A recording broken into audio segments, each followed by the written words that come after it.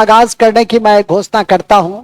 हम लोग पर्यावरण की कक्षा में हैं और पर्यावरण की कक्षा में हम लोग आज राष्ट्रीय उद्यान को देखेंगे। मैंने बताया था जब वन्य जीव अधिनियम 1972 की मैं बात कर रहा था और उसी क्रम में मैंने इस बात की आपको जानकारी दी थी कि वन्य जीव अधिनियम के क्रम में 4 आयाम, बायोस्फीयर रिजर्व है, आपके राष्ट्रीय उद्यान है, वन्य जीव अभ्यारण्य है और सामुदायिक रिजर्व है। ये हमारे वन्य जीव अभ्यारण्य का, वन्य जीव अधिनियम का महत्वपूर्ण बिंदु है। अभी कल ही परसों मैं इसकी परिचर्चा कर रहा था कि वन्य जीव अधिनियम के जो वाइल्ड लाइफ एक्ट 1972 है उसके 4 आयाम की मैं बात कर रहा था। राष्ट्रीय उद्यान की मैं बात कर रहा था, मैं बायोस्फीयर रिजर्व की बात किया, बायोस्फीयर रिजर्व की मैं बात किया। इसके अलावा वाइल्ड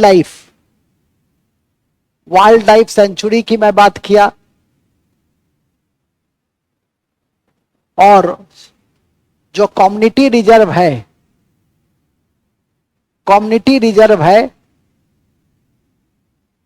उसकी मैं बात किया। ये जो कम्युनिटी रिजर्व जैसे कटिहार में गोगा बिल है, कटिहार में गोगा बिल सबसे इंपॉर्टेंट है। राष्ट्रीय उद्यान में इसकी संख्या 106 है, इसकी संख्या 18 है और इसकी संख्या 573 है और 3.76 एरिया है। ठीक है कि नहीं? तो इन बिंदुओं को पहले जान लीजिए। इसमें हम लोग एक एक करके देख रहे हैं और आज संभवतः इसकी अंतिम कक्षा होगी कि 573 आप वाइल्ड लाइफ सेंचुरी को तो देखिएगा नहीं। ठीक है कि नहीं? तो बायोस्फीयर रिजर्व था वो आपको मैंने पढ़ा दिया। अब राष्ट्रीय उद्यान को हम लोग एक एक करके देखेंगे। अब इस राष्ट्रीय उद्यान में क्या राष्ट्रीय उद्यान होता है, ठीक है कि नहीं, इसको देखिएगा। तो लिखिएगा राष्ट्रीय उद्यान केंद्र सरकार के द्वारा संरक्षित, केंद्र सरकार के द्वारा संरक्षित, केंद्र सरकार के द्वारा संरक्षित, केंद्र सरकार के द्वारा संरक्षित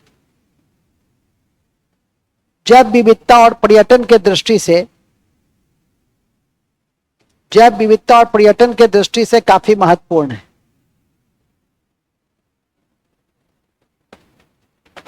काफी महत्वपूर्ण है और इसका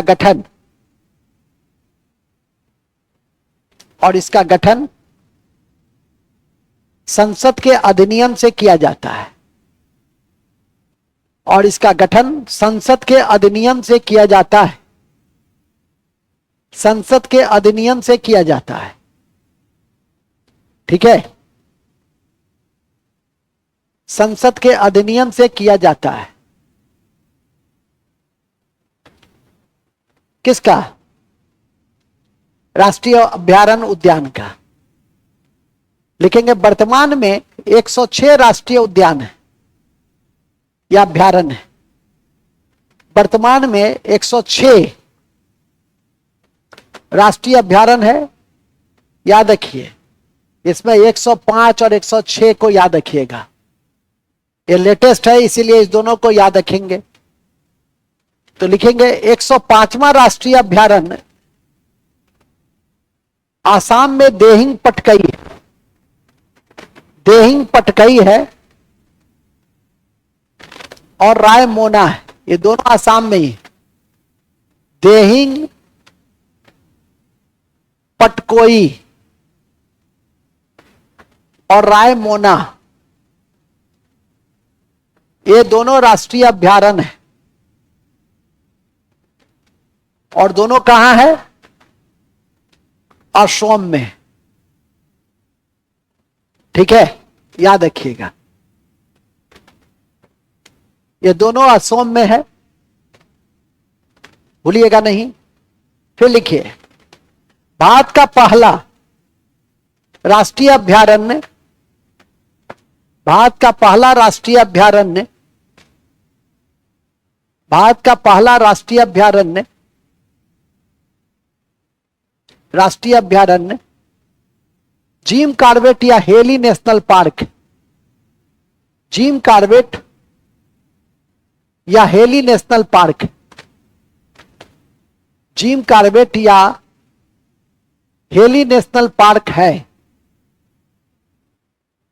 हेली नेशनल पार्क है, ठीक है, जिसकी स्थापना 1936 में हुई थी, जिसकी स्थापना 1936 में हुई थी, और इसी जगह पर 1973 में प्रोजेक्ट टाइगर भी सबसे पहले शुरू किया गया था, और इसी जगह पर सबसे पहले प्रोजेक्ट टाइगर भी शुरू किया गया था। प्रोजेक्ट टाइगर भी शुरू किया गया था, ठीक है,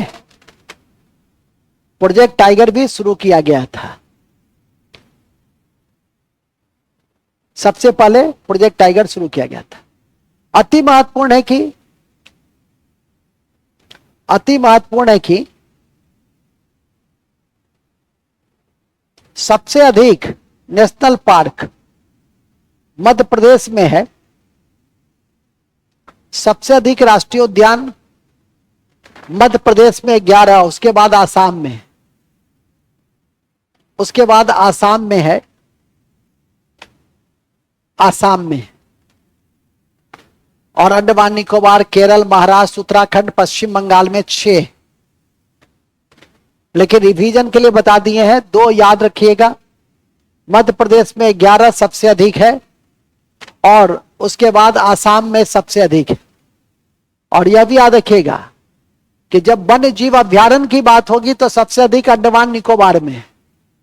वन्य जीव अभ्यारण्य जिसकी संख्या 573 है, आज की तिथि में, अभी जस्ट थोड़ी देर पहले देखे भी, वो 567 23 तक था, और हम एकदम लेटेस्ट हैं, 573 हो गया है। तो 573 में सबसे ज्यादा कहां है? अंडमान निकोबार में। तो वहां नोट में लिख दो, वन्य जीव अभ्यारण्य सबसे अधिक अंडमान निकोबार में है। ये किसी भी रूप में कंफ्यूजन नहीं रहनी चाहिए। 573 में 97 है लगभग अंडमान निकोबार में। और वन्य जीव अभ्यारण्य राज्य विधानमंडल के द्वारा उसके अधिनियम से संचालित होता है, ठीक है। चलिए नेक्स्ट, अति महत्वपूर्ण है कि सबसे बड़ा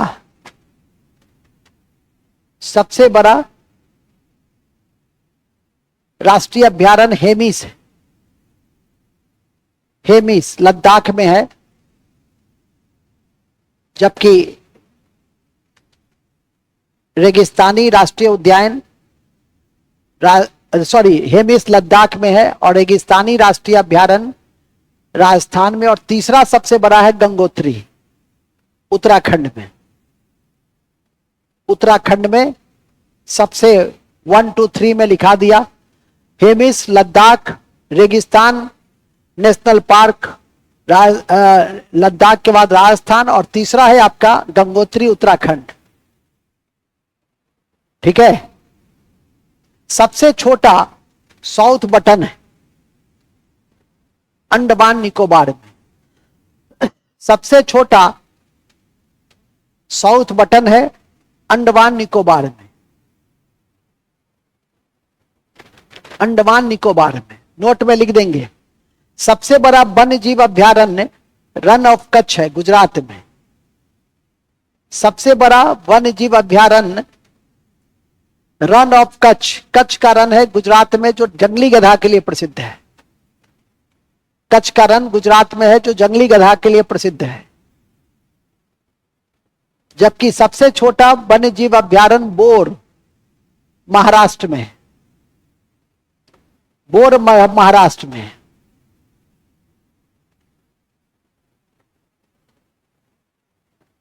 एक और लिखेंगे, भारत का पहला marine park, marine national park, Bharat का पहला marine national park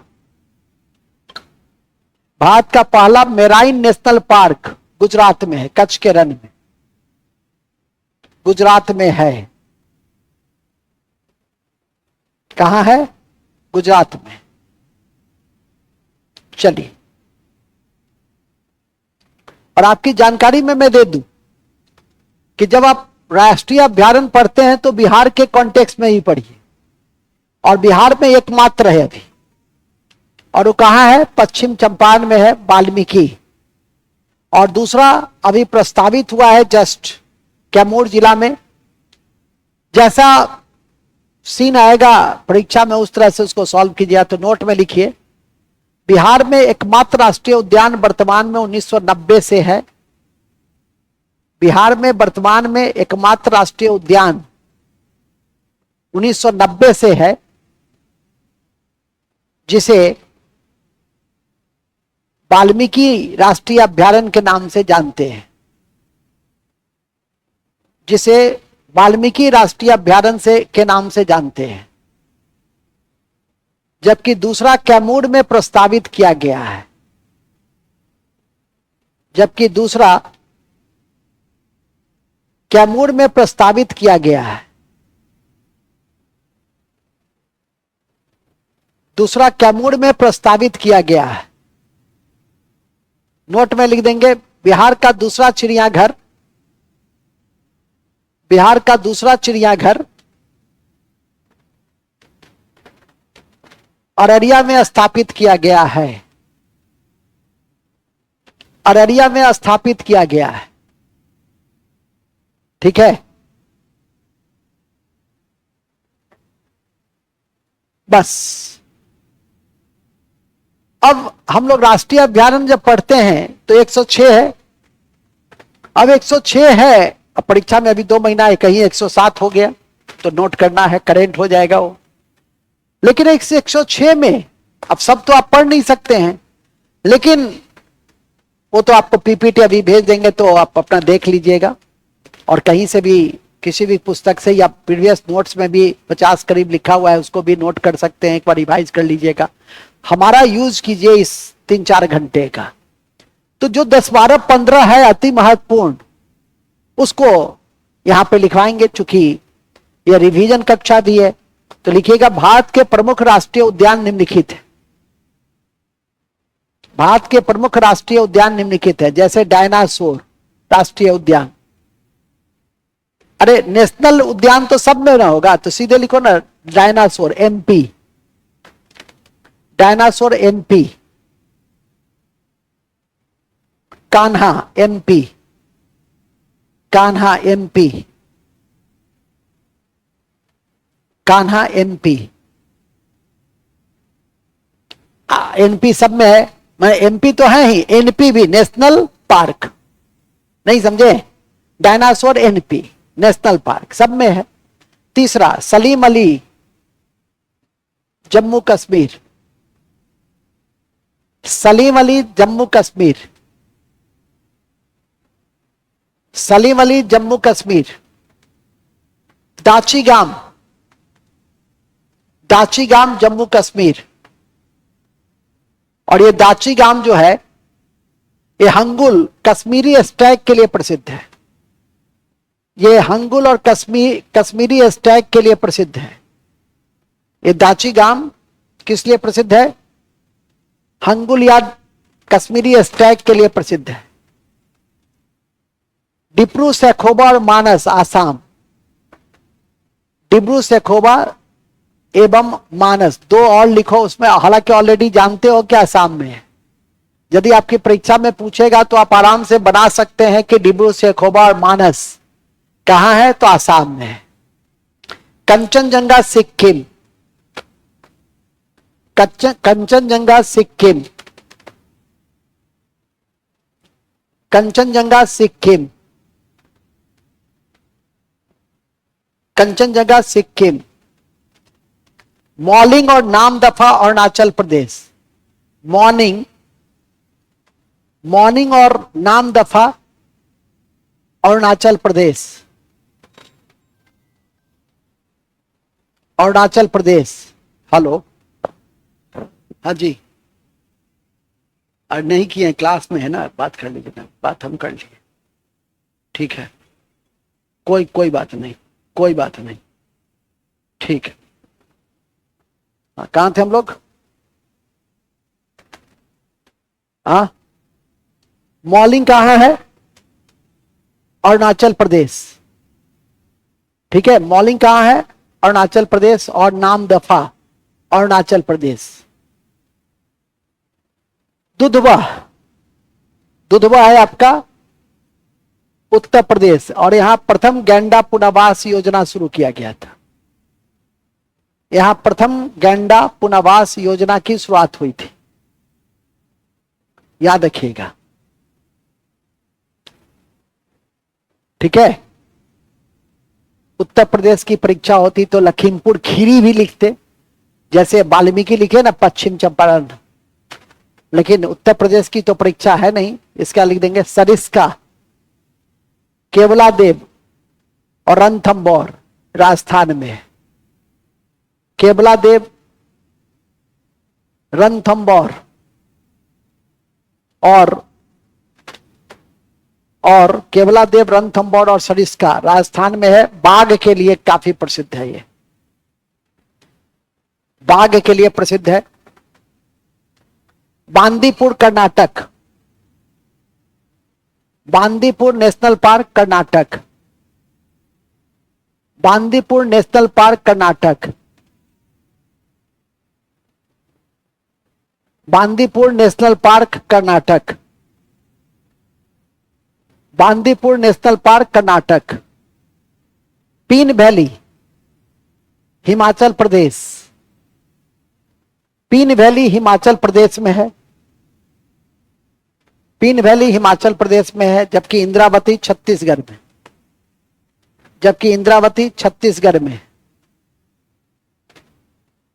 Indravati Chhattisgarh, Indravati या डांडेली लिख लीजिए, छत्तीसगढ़ में, ठीक है। राजाजी, राजाजी, राजाजी उत्तराखंड में। राजाजी राजगोपालाचारी जो इंडिया के पहले और अंतिम गवर्नर जनरल थे, उनके नाम पे रखा गया था, तो याद रखिएगा इसे भी,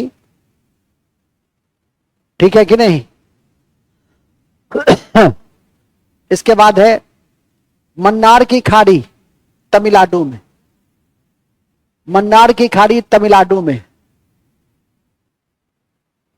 मन्नार की खाड़ी तमिलनाडु में है। बुक्सा वेस्ट बंगाल में, बुक्सा वेस्ट बंगाल में, बुक्सा वेस्ट बंगाल में है। और नागरहोल कर्नाटक, और नागरहोल कर्नाटक। बेतला, वहां प्रोजेक्ट टाइगर चल रहा है झारखंड में। बेतला, बेतला झारखंड में है। जबकि मोलोम, जबकि मोलोम गोवा में, जबकि मोलोम गोवा में। बेतला झारखंड पलामू में है, लातेहार पलामू के बॉर्डर पे है। 1986 में पहले बिहार में 2 नेशनल पार्क था, 2000 से पहले। एक यही था बेतला, और दूसरा हम लोग जब बीपीएससी देते थे तो 2 याद रखते थे, पढ़ाने लगे 1 से, अब फिर 2 हो रहा है, ठीक है कि नहीं। इस साल से 2 पढ़ा रहे हैं, अब कैमूर में प्रस्तावित है। जैसा क्वेश्चन उसके अनुसार, वो तो स्वाभाविक है। और ऊपर वाले चाहे तो 3-4 भी पढ़ाएंगे भविष्य में, ठीक है कि नहीं। आगे चलिएगा, गिर लिख देंगे। गिर गुजरात में सफेद शेर के लिए, शाही शेर के लिए प्रसिद्ध है गिर। गिर बहुत इंपॉर्टेंट है, गिर याद रखिएगा। एशियाई शेर के लिए प्रसिद्ध है गुजरात में। 10 हो गया होगा, 10-15 हो गया होगा, 2-4 और लिख लो। भीतरकनिका उड़ीसा में, भीतरकनिका उड़ीसा में है। मगरमच्छ के लिए प्रसिद्ध है ये जल मगर के लिए प्रसिद्ध है, जल मगर के लिए प्रसिद्ध है। और मरुस्थल जो रेगिस्तान राष्ट्रीय उद्यान लिखे थे राजस्थान में, उस सारंग के लिए, वहां सारंग लिख दो, सारंग के लिए प्रसिद्ध है। ठीक है। आसाम में जो दो लिखे हो, मानस और डिब्रू सेखोबा, वहां गिब्बन भी मिलता है, फूलो गिब्बन। वहां उस दोनों नेशनल पार्क के ब्रैकेट में लिख दो, गिब्बन मिलता है, गिब्बन, गिब्बन। ठीक है। चलिए एक नोट में लिख देना, येलोस्टोन नेशनल पार्क अमेरिका का पहला नेशनल पार्क है जो सबसे पुराना है, 1872 में। Yellowstone national park, Yellowstone national park America का पहला राष्ट्रीय पार्क, 1872। 1872। हाँ, ओलिव रिडले कछुआ के लिए, वहां जल मगर के साथ भीतर कनिका में लिख दो, ओलिव रिडले कछुआ के लिए भी प्रसिद्ध है। अरे कुछ तो अपने से भी सब पढ़ा हुआ है, तो ये तो रिवीजन कक्षा है। ठीक है, कम समय में ज्यादा से ज्यादा बातें आपको बताना है। और येलोस्टोन की कड़ी में मैं बता दूं कि इसी नेशनल पार्क में ओल्ड फेथफुल गीजर और ग्रेट कैनियन भी है। इसी नेशनल पार्क में ओल्ड फेथफुल गीजर और ग्रैंड कैनियन भी है, वहां लिख दो ब्रैकेट में। इसी नेशनल पार्क में ओल्ड फेथफुल गीजर और ग्रैंड कैनियन भी है, और ग्रैंड कैनियन भी है, ग्रैंड कैनियन भी है। ठीक है। चलिए एक काजीरंगा छूट गया इंपॉर्टेंट में, काजीरंगा असम। और साइलेंट वैली तो ऐसे ही पकड़ लोगे, केरल। साइलेंट वैली और पेरियार केरल, साइलेंट वैली और पेरियार केरल, पेरियार केरल। फूलों की घाटी उत्तराखंड, फूलों की घाटी उत्तराखंड। ठीक है। चलिए ओके। तो इन्हीं शब्दों के साथ हमारा जो राष्ट्रीय उद्यान है, इसकी कक्षा की मैं समाप्ति की मैं घोषणा करता हूं, और आशा करता हूं कि आप इसे अच्छे से याद करके रखेंगे, जिससे कि भविष्य में आपको कठिनाई नहीं होगी। मैंने आपको बताया भी है कि वन्य जीव संरक्षण में दो तरह की मैकेनिज्म अपनाई जाती है, इन सीटू और एक्स सीटू। और इसी इन सीटू के कड़ी में जो प्राकृतिक जीव जंतु हैं, उसको प्राकृतिक आवास दिया जाता है, और हम नेशनल पार्क को डेवलप करते हैं। तो ये नेशनल पार्क काफी इंपॉर्टेंट है। इन सीटू में स्वस्थाने में नेशनल पार्क है, वन्य जीव अभ्यारण्य है, बायोस्फीयर रिजर्व है हमारा। ये सब परीक्षा के दृष्टि से काफी महत्वपूर्ण माने जाते हैं। और एक होता है एक सीटू, जिसमें हम जूलॉजिकल पार्क को देते हैं, चिड़ियाघर को स्थान देते हैं, जर्म बैंक को स्थान देते हैं। तो ये सब एक सीटू है जिसको हम कहीं भी एस्टेब्लिश कर सकते हैं। तो इस तरह से आपने आज एक और महत्वपूर्ण कक्षा को, जो ज्योग्राफी से भी जुड़ा है, पर्यावरण से भी जुड़ा है, इसको आप लोगों ने देखने का प्रयास किया। इसको मैं भेज दूंगा, एक बार देख लीजिएगा तो आपके लिए बेहतर ही होगा। एक बार लिस्ट देख लेंगे। हालांकि हाँ, एक मणिपुर में केबुल लामजाओ भी याद रखिएगा। मणिपुर का केबुल लामजाओ, मणिपुर का केबुल लामजाओ एकमात्र तैरता हुआ उद्यान है, एकमात्र तैरता हुआ उद्यान है जो हर संभव स्थिति में याद रखेंगे। अब अन्य बातें लिख दीजिए, अन्य बातें। आज की कक्षा की अन्य बातों में लिखेंगे काजीरंगा एक सिंगी गैंडा के लिए, काजीरंगा एक सिंगी गैंडा के लिए, सुंदरबन रॉयल बंगाल टाइगर के लिए, सुंदरबन रॉयल बंगाल टाइगर के लिए, पेरियार केरल हाथी के लिए, पेरियार केरल हाथी के लिए, और गीड़ शेर के लिए जाना जाता है, और गीड़ शेर के लिए जाना जाता है, और गीड़ शेर के लिए जाना जाता है। एशियाई शेर के लिए गीड़ को जानते हैं, ठीक है। और अभी मणिपुर में लिखे भी हैं कि एकमात्र ऐसा फ्लोटिंग अभ्यारण्य है, उसमें एक जो प्लांट पाया जाता है, ठीक है, तैरता हुआ जो पौधा है, उसका नाम है फुमडी। तो वहां पे केबुल लामजाओ में लिख देंगे कि जो फ्लोटिंग प्लांट है, फ्लोटिंग प्लांट, उसका नाम फुमडी है, फुमडी,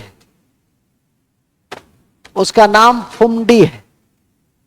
ये इंपॉर्टेंट नाम है जो आपकी परीक्षा में काम देगा। केबुल लामजाओ, केबुल लामजाओ फुमडी, ठीक है। नोट में इसको भी याद रखिएगा। सुल्तानपुर पक्षी विहार हरियाणा में है, ऐसा नहीं कि झारखंड या बिहार आपके दिमाग में कहीं बैठ जाए।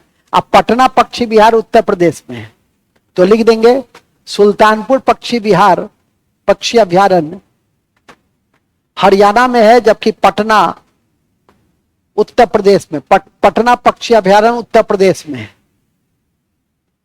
पटना पक्षी अभ्यारण्य उत्तर प्रदेश में है, पटना पक्षी अभ्यारण्य उत्तर प्रदेश में।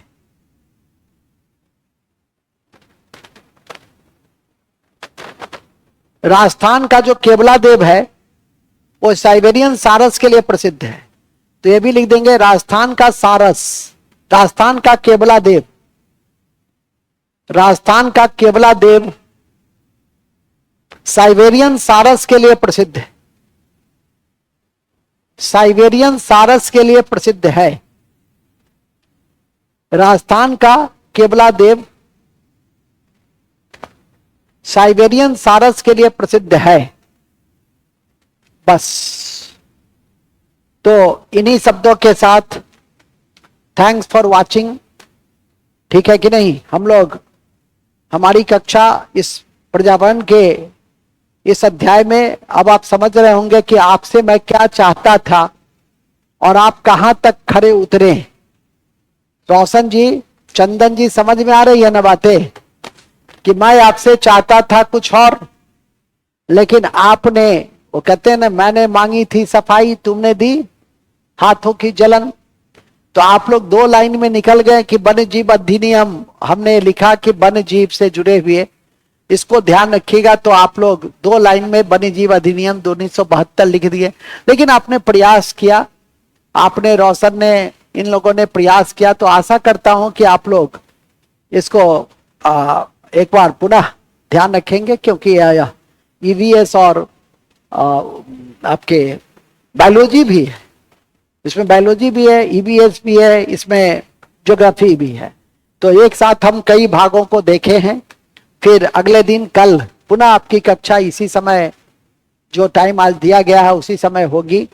अभी आपकी कक्षा लगातार, एक आध दिन ही मेरी बीच में नहीं है, नहीं तो लगातार आपके साथ मेरी कक्षा होगी। और मेरी पूरी कोशिश होगी कि हम 15 अक्टूबर से पहले ही ढेर सारे पक्ष को समेट ले। इसके बाद हम फ्री रहेंगे, 60 टॉपिक 60 दिन, उससे हम मुक्त हो जाएंगे।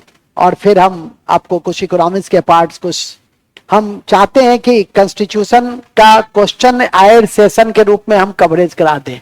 आपको मैं बता दूं कि आप संविधान का विकास प्रस्तावना और संविधान सभा को पढ़ के रखिए, और उससे 50-60 क्वेश्चन जो इंपॉर्टेंट क्वेश्चन है उसके माध्यम से मैं आगे बढ़ूं, क्योंकि आप भी समझ रहे हैं कि कम समय में आपको ज्यादा काम करना है। और ऐसा नहीं है कि यह इसमें हम एक एक करके फिर संविधान का विकास कैसे हुआ, संविधान सभा का गठन कैसे हुआ, और ये सब ऐसी चीज है जो आपके जहन में ही बहुत अच्छे से आपने पढ़ी भी है।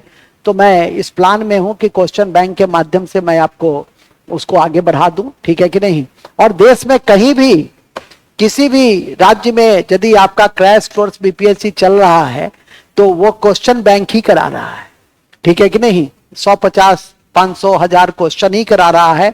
सिर्फ मैं ही एक ऐसा व्यक्ति हूं जो क्रैश कोर्स में चैप्टर करा रहा हूं और बिल्कुल आराम से एक एक बातें पढ़ा रहा हूं, समझा रहा हूं और लिखा रहा हूं, ठीक है कि नहीं। देश में कहीं भी नहीं हो रहा है। और सब जगह 2-4 हजार क्वेश्चन बता दे रहा है। क्वेश्चन तो मैंने कहा ही है कि हम भी थोड़ा सा एक आध सब्जेक्ट में लेकर बढ़ना चाहेंगे, वो भी यदि मेरा समय से पहले हो जाए तो हम कॉन्स्टिट्यूशन भी आपको पढ़ा देंगे, महत्वपूर्ण टॉपिक, ठीक है कि नहीं। लेकिन संविधान सभा में मजा नहीं है। जो महत्वपूर्ण है, जैसे आपका संघ की विधायिका है, कार्यपालिका है, इन सब में पढ़ने की जरूरत होती है, और सब तो आप याद ही रहती है। तो हम लोग अब करंट में चलेंगे। मैंने कहा भी था कि आज करंट में हम लोग इंडेक्स और प्रमुख सैन्य अभियान को देखेंगे, तो चलते हैं हम लोग।